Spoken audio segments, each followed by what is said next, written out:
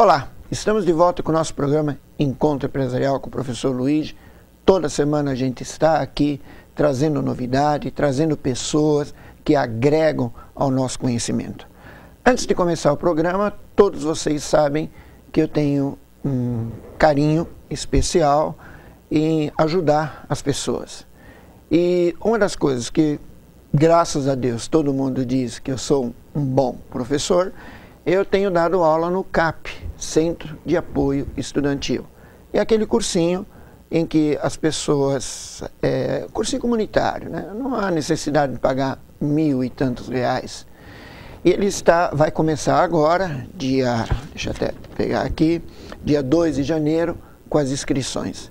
Então, a você que nos está ouvindo, gostaria de fazer um cursinho, veja, vá até o CAP. Ele fica na rua Doutor Loyola, 532, aqui na Vila Tibério. Vá, converse com a Silvana, você será muito bem-vindo e você tem excelentes professores, tão bons quanto você vê por aí em outros cursinhos, porque todos nós fazemos isso. Damos aulas nos cursinhos de mais nome e como a parte social, contribuição social, nós damos no cursinho no CAP. Chegue lá, converse com a Silvana, troca uma ideia e você provavelmente estará junto com a gente para entrar na universidade no ano que vem. Mas hoje eu trouxe uma pessoa aqui como nosso entrevistado, desculpe, extremamente competente, um executivo de altíssimo gabarito, já passou por várias empresas, é claro que a gente não vai ficar citando essas empresas, né? Problemas, sei lá como dizer, e ele vai fazer com a gente uma abordagem importante em termos de sucessão empresarial. Está aqui com a gente meu querido Geraldo Nascimento Martins, seja bem-vindo ao programa. O pessoal está querendo saber alguma coisa sobre o problema da sucessão familiar, sucessão empresarial, e as primeiras palavras são tuas para a gente começar a dialogar. Tá ótimo. Boa tarde, professor Luigi. Muito obrigado aí pelo convite para falar de um tema tão importante hoje nas organizações, principalmente nas organizações familiares. Mas também não esquecendo que as organizações que se dizem profissionais também têm os seus problemas em relação à sucessão, e é aí que nós podemos abordar um pouco desse tema, tá? Aproveito aqui para agradecer o convite, principalmente porque eu sou assíduo telespectador do seu programa. Um grande abraço aí para toda a equipe também que está aqui presente. Claro, claro, claro. A gente procura fazer o melhor. Não tem, como eu sempre digo, não há coisa mais importante, melhor escola do que o dia a dia, né? Mas, Geraldo, diga uma coisa para mim, por favor, que eu acho que até os nossos telespectadores querem ouvir, tirar um pouco da experiência tua. Por que que existe aquilo? O pai é rico, o filho acaba torrando todo o dinheiro e o neto acaba morrendo de fome. Por que que ocorre isso? Não seria uma coisa mais lógica o filho dar continuidade a todo o trabalho que o pai fez e assim sucessivamente? Professor Luigi, nós temos aí uma questão bem importante. A liderança ela é transmitida pelo DNA ou não? Filho de peixinho, peixinho é ou não? Essa é uma questão. Também outra, será que esse herdeiro quer trabalhar na organização do pai, da forma como o pai trabalha e o movimento que o pai exerce? Ele é empreendedor, ele não é? Nós temos várias questões aí para tratar nesse momento empresarial. Vê bem, uma coisa que me chama muito a atenção é exatamente isso. O pai, aliás, trabalhou de manhã, trabalhou à tarde, se esforçou à noite, e o filho, não. Eu quero um carro novo, eu quero isso, eu quero aquilo. O que acontece? Tá certo. Professor, nós temos que encarar o seguinte, vocação é primordial na vida de um ser humano. Nós temos que analisar isso. Nós temos que analisar se a pessoa realmente, de fato, quer trabalhar, se a pessoa, de fato, quer fazer a diferença no mundo, se ela quer fazer a diferença na empresa dela. O que acontece com os ditos herdeiros que não têm capacidade? São herdeiros que não foram preparados, não foram capacitados no mercado. E muitas vezes, quando eles estão dentro da organização, isso não é possível, porque de alguma forma a empresa familiar privilegia ou blinda esses filhos, esses herdeiros. Então pode ser primo, neto, qualquer relação familiar, ela fica muito complicada quando nós falamos em termos de cobrança. Essas cobranças não são realizadas como empresas que são totalmente profissionais. Então, nem para o lado bom de preparação, de crescimento profissional, e nem no lado negativo, que seria o quê? Levar uma série de funcionários, colaboradores, num patamar de apenas estar acompanhando porque é o dono e não porque tem capacidade. Então, essa liderança fica muito restrita. Essa liderança é uma liderança que eu costumo dizer que é uma liderança falsa. Então, o que acontece? Nós não preparamos a organização para as pessoas. Nós preparamos as pessoas para a organização, para que tenhamos perpetuidade, perenidade da organização. E quando você entra num plano de sucessão mal realizado, trava o processo. Então, por isso, as empresas não dão continuidade e muitas delas fecham. Ou elas são adquiridas por outras organizações, ou elas têm todo o movimento de preparação aí para venda e até, infelizmente, também muitos casos de falência que nós vamos acompanhando no mercado. Isso é verdade.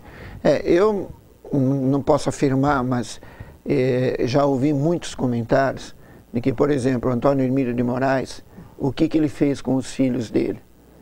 Você vai trabalhar em outra empresa, sim, vai entender o que é seguir uma orientação, seguir uma ordem, né, apresentar projeto, realizar projeto, e depois que você adquiriu experiência, você venha trabalhar na empresa. Você já ouviu esse comentário? Sim, várias vezes. Agora, qual é o ponto-chave disso tudo? É o que nós chamamos de liderança inspiradora. Quando você tem capacidade técnica e liderança nata e a liderança desenvolvida também, o que acontece com o herdeiro quando ele está dentro da organização que é do pai dele, ou da mãe, ou da família como um todo? Ele não é testado ao extremo.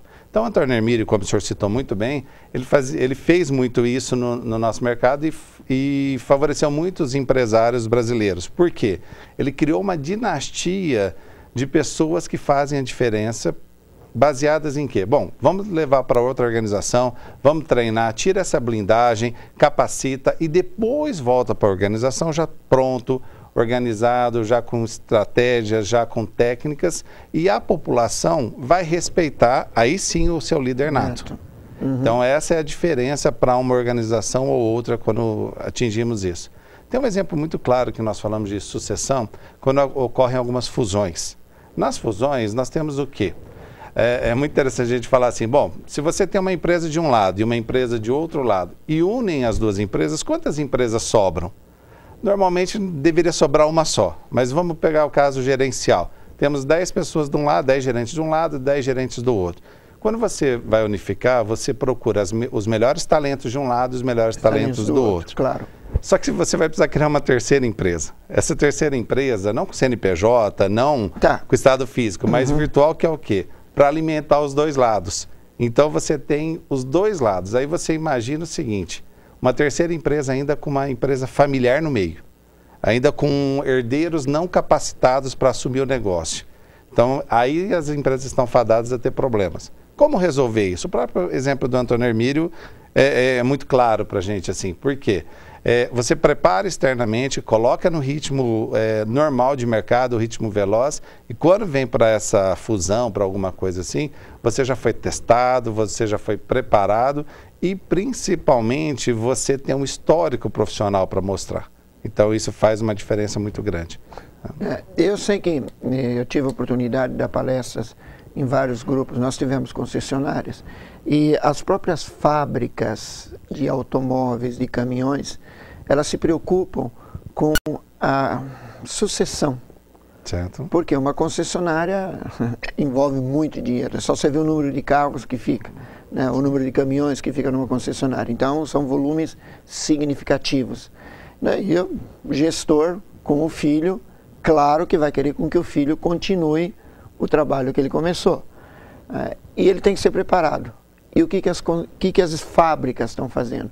Pegando os filhos dos donos das empresas, levando, veja, para a fábrica, ensinando, treinando, para que haja sucessão. Senão a empresa vai acabar o quê? Fechando. Nós temos um exemplo histórico aí, falando em guerra, né? Porque o mercado também é uma guerra. Sim, a guerra do Vietnã. A Guerra do Vietnã, o que aconteceu? Vamos só recordar um pouco a história. Os Estados Unidos invadiram o Vietnã, mas o que acontece? É aquela guerra que dizem que os Estados Unidos perdeu efetivamente. Mas perdeu por quê? Pega aquele vietnamita magrinho, raquítico, dentro de um buraco escondido, numa trincheira, e o americano ia lá todo forte, preparado, com toda a estrutura, muito bem treinado, muito bem organizado, e tomava um tiro de baixo para cima. Ou então e pronto, ia embora. Acabava a história. Chegou um determinado momento da guerra que não se tinha mais oficiais, porque o exército americano tem por hábito mandar primeiro os oficiais, tenentes, subtenentes, à frente do pelotão, para poder liderar pelo exemplo, acertar. Só que o que aconteceu? Os vietnamitas foram lá e exterminaram esses líderes. Então, o que aconteceu? Rapidamente, os líderes, os generais, tiveram que se reunir e falar assim, para um pouquinho, quem são as pessoas que podem liderar o nosso pelotão, o nosso exército, enquanto nós estamos no meio do caminho? Não dá para você parar o avião para fazer a reforma, é em alto voo. Então, o que acontece? Daí surgiu o que nós chamamos de talent pool, que é o pool de talentos, e o 9 box, que a tradução é simples, são 9 box. O que são isso? São 9 quadrantes, né, que você coloca. Quem é o líder do futuro? Quem é que daqui 1, 2, 3, 5 anos pode assumir a organização? Mas lá no Vietnã, como é que foi feito isso? Foi numa sala em menos de meia hora, porque não tinha tempo, porque o tiro estava comendo feio. Mas professor, aí a minha dúvida é assim, pera um pouquinho, mas hoje está do mesmo jeito. Se você abaixar a cabeça, toma um tiro. Então o mercado é bem esse também. O mercado hoje está bem cruel, Ele está bem cruel, está bem rápido e cheio de oportunidades. Essa é a grande vantagem. Então, quando você usa a metodologia do 9 Box, né, você faz o quê? Bom, quais são as características de liderança que nós precisamos para a nossa organização?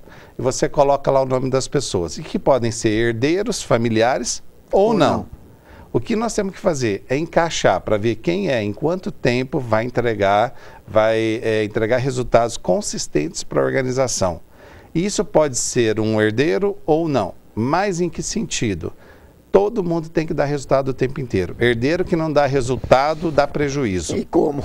Bastante, né? Independente de tudo. Então, assim, mas tem uma questão para a gente entender também.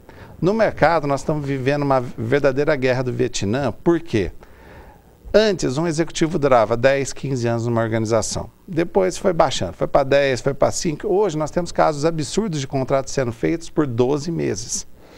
Olha, me permita só... Sim, sim. No programa anterior, eu trouxe um professor, certo. Um ex-aluno meu, hoje professor, doutor, nossa senhora, fiquei impressionado, fiquei satisfeito, até exatamente colocando esse problema, entendeu? Que o pessoal fica trocando. Mas nós, o pessoal já deu um toque, entendeu? Vamos para o segundo bloco, continuar com essa colocação. Okay. A importância do pessoal que eles simplesmente ficam trocando, quer dizer, a hora que adquire uma certa experiência já está mudando e como é que fica? Voltamos em 1 minuto, pode ser? Ok. Retornamos em 1 minuto.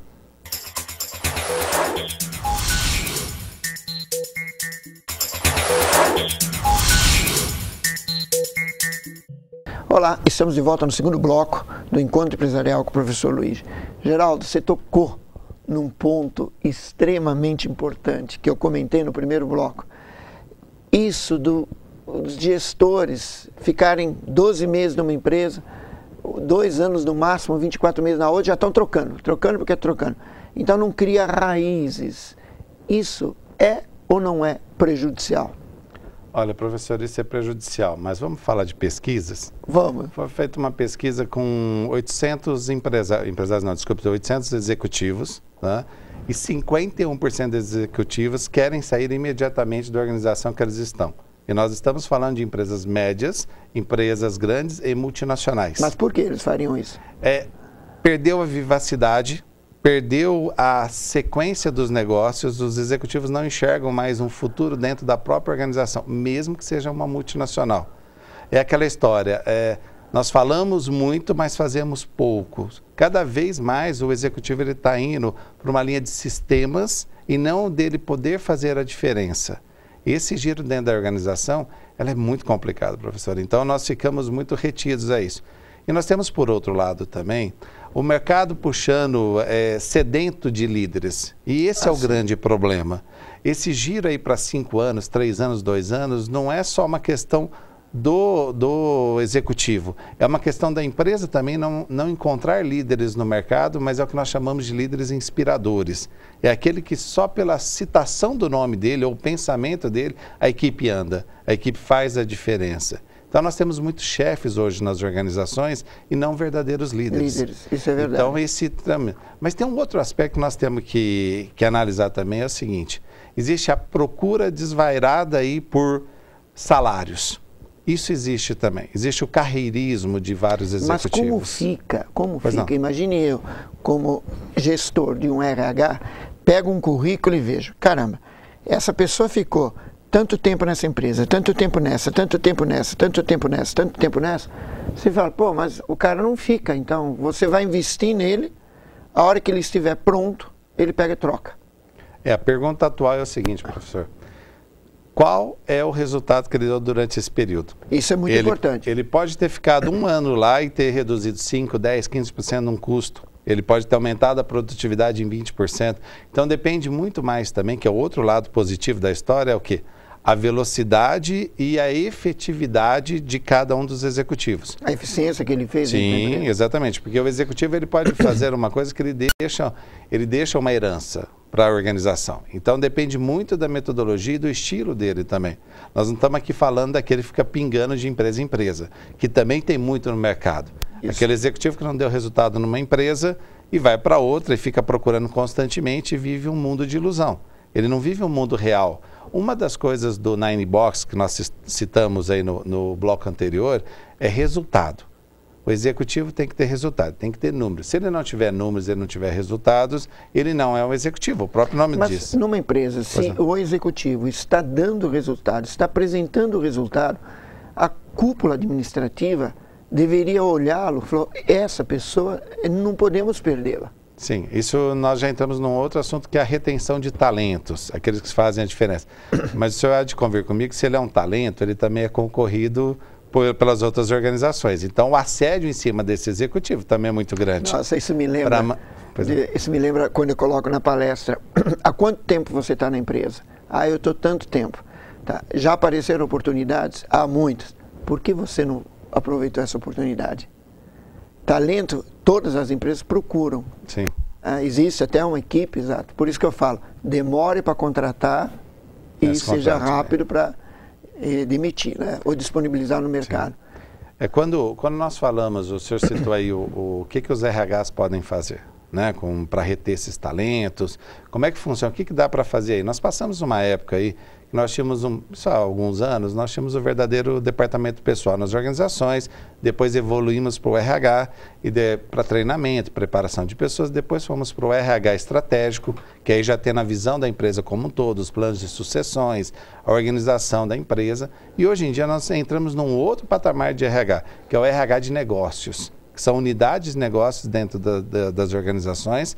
Por quê? Porque os talentos precisam enxergar cada parte, cada departamento da empresa como unidade de negócios que ele pode agregar valor, pode crescer. Aí nós entramos o quê? O RH trabalha com o Job Rotation. Então ele prepara o executivo para rodar em vários setores para poder ter o crescimento profissional e o conhecimento, novos desafios. Isso segura muito os executivos. Os executivos permanecem na organização.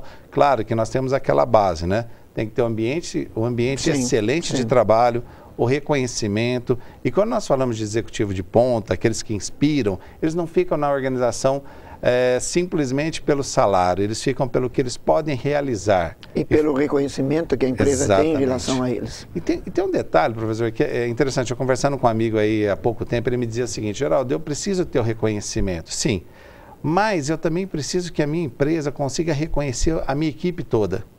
Porque se a empresa não consegue reconhecer a minha equipe toda, fica faltando alguém, eu fico manco. E se eu fico manco, eu também não consigo girar as coisas, não evolui, né? Então tem que dar um jeito. Claro que isso é uma função do executivo, de organizar isso, dessa liderança inspiradora, tá? Mas é importante que a empresa também crie um ambiente favorável para isso. Não é aquele ambiente de camaradagem, de amizade, não. o que essa pessoa pode agregar de fato para a organização e que ela seja comunicada, que sejam colocadas metas, que sejam aliados os objetivos das pessoas com o objetivo da organização. Parece simples falar isso, né, professor? Parece simples. Então, isso é uma coisa assim, é um livro. Está lá, você pode ler, pode fazer.